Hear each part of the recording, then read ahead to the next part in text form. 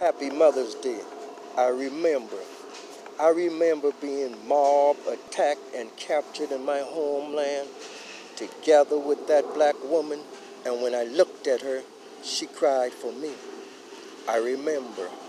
I remember being locked down in the dark, nasty holes of slave ships, lying in puddles of filth and other body waste, in between living and dead bodies for nearly 100 days together with that black woman.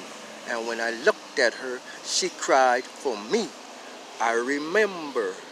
I remember being chained from neck to ankle as I walked off that slave ship into this strange land 9,000 miles away from my home, in the possession of an inhumane beast of a man.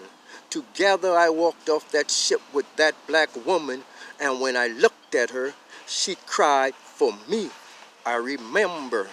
I remember my body being stripped totally naked as I was placed up on an auction block, surrounded by, bidded on, and sold by all those angry white beastly faces. My mind went into a blur. I was totally humiliated. I looked up, and when I looked into her eyes, she cried for me. I remember.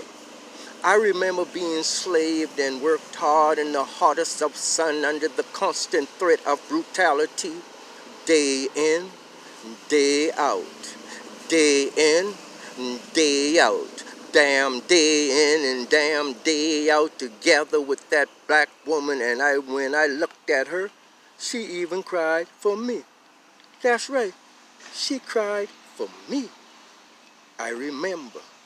I remember being angry and frustrated and broke out of the plantation, fleeing and running, knowing nothing else to do.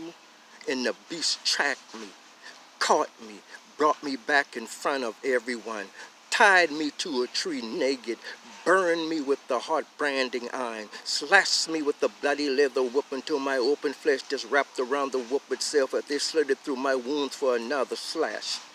Bloody and numb, I fell to the ground, broken and defeated again.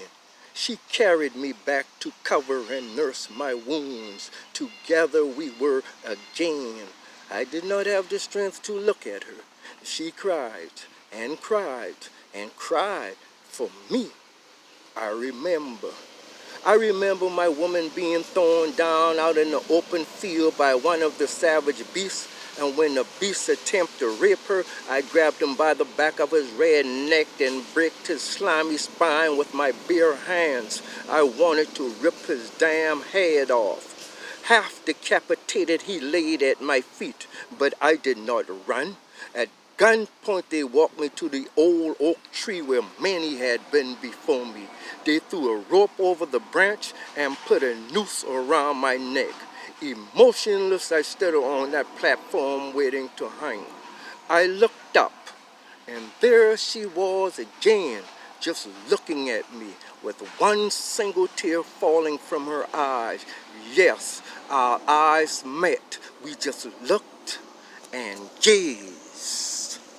The slave master came walking up behind her so that he could move, trying to move her out of the way so that they could hang me. But she would not move, and before he could reach her again, she shoved a knife through his throat. Another one came walking up on her, and she cut him down too. All this time, she never stopped looking at me. And before my eyes, they shot her to death. And when I looked at her, she died for me. Silently, I never stopped looking at her.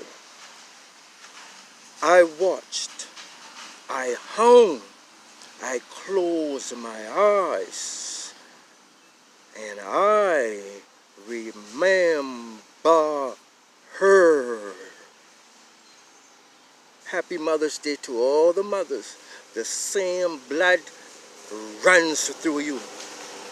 Never give up. Never, ever give up. You are the greatest. Without you, wouldn't be no me. So I can represent you, regardless of what. And I'll die for you all, regardless of race, creed, or color. I'll be back.